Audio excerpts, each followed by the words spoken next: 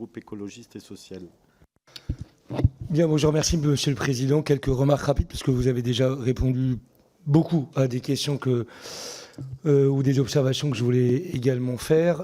Dire peut-être d'abord, mais de manière assez générale, que d'abord votre rapport est très précieux, utile, même si c'est vrai qu'à bien des endroits, il donne une photographie sans donner forcément de rapport de causalité aux situations que nous observons, mais c'est le principe de ce type de document. Il nous dit quand même que, contrairement à ce qu'a pu dire une forme de littérature gouvernementale à un moment, que la part de la dette dont est responsable les collectivités, elle est stable dans le temps et elle n'est pas aussi importante qu'on a pu le laisser croire. Dire également qu'on peut se féliciter d'une forme de retour à meilleure fortune de ce que sont les indicateurs de santé financière des collectivités. Mais moi, ça m'interroge, comme d'ailleurs l'ont dit certains collègues auparavant, sur les moyens qui ont été employés pour arriver et stabiliser ces situations.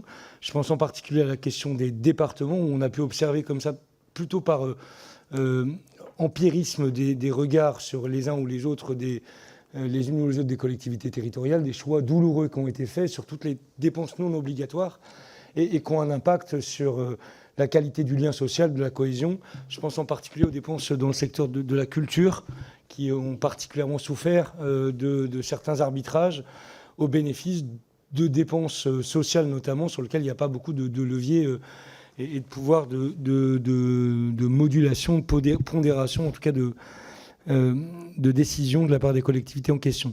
Une alerte que vous nous faites au travers de ce rapport sur la situation des régions et qu'on peut partager, notamment au regard de ce que sont leurs prérogatives en matière de transition écologique et d'accompagnement au développement économique et des transitions dans ce secteur-là, c'est préoccupant. Ça appelle certainement effectivement une révision de ce que sont les moyens de leur financement et en particulier de ressources adaptées à ce que sont des compétences d'accélération dans le domaine des transitions. Je prends juste un exemple, mais en Bretagne, il est plus intéressant d'avoir beaucoup de 4x4 à circuler, alors que les régions sont là pour mettre en œuvre les transports de demain, décarbonés, etc. Mais comme leurs recettes sont appuyées sur la vignette, plus vous avez de 4x4 et de Porsche, plus vous avez de recettes fiscales. C'est un peu contre-intuitif.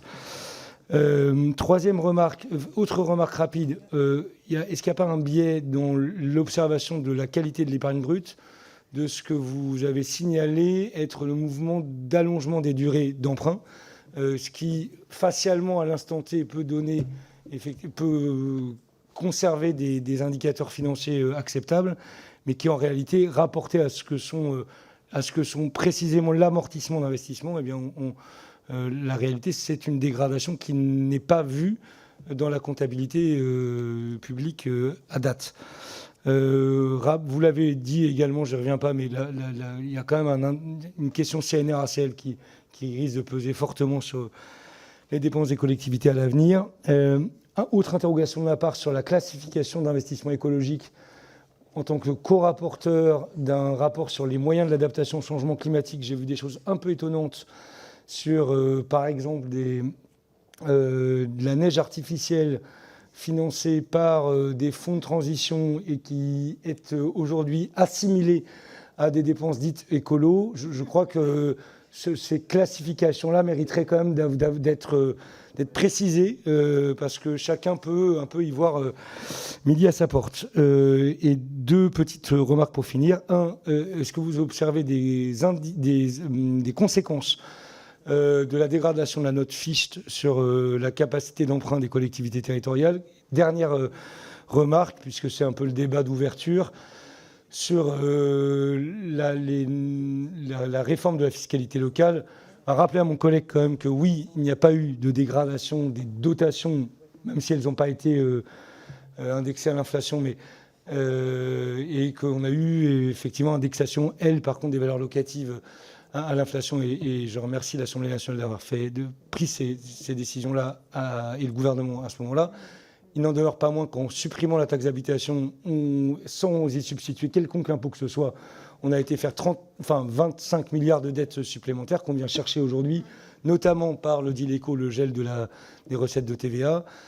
Tout ça déséquilibre un peu ce que sont le panier de ressources des collectivités locales. Moi, je souscris à l'idée qu'il faille réviser dès lors la fiscalité locale.